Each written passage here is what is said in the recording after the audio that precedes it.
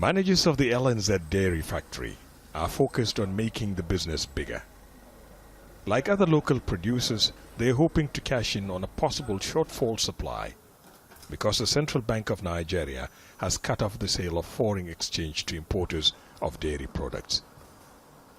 We do have a lot of plans for expansion because currently our capacity is limited mainly by supply of raw milk. So we are planning to expand organically as well as inorganically in near future. Other producers explain that their ability to deal with any shortfall isn't in doubt, as long as the government gives them subsidies to boost production.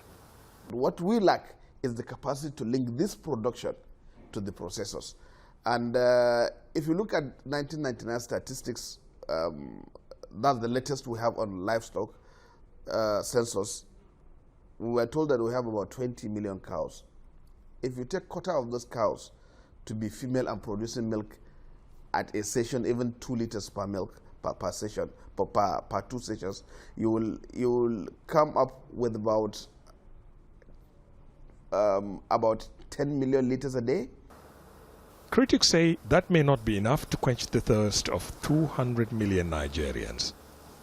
About 585,000 tons of milk is produced in Nigeria each year, but that's only 40% of what it needs. There aren't enough plants and processing facilities to process what farmers produce, so the rest is imported at a cost of $1.5 billion.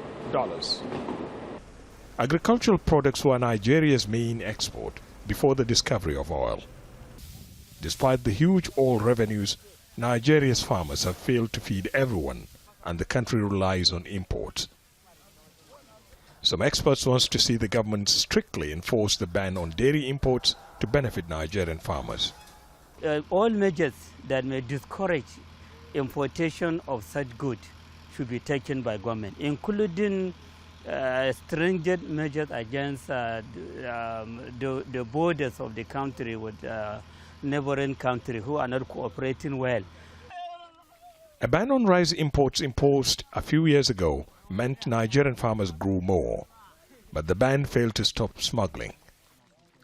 Critics fear the same fate with dairy imports, but the government says import restrictions will lead to self-sufficiency.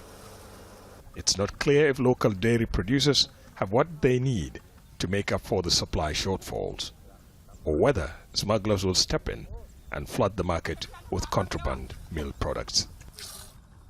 Ahmed, Idris, Jazeera, Kano, Nigeria.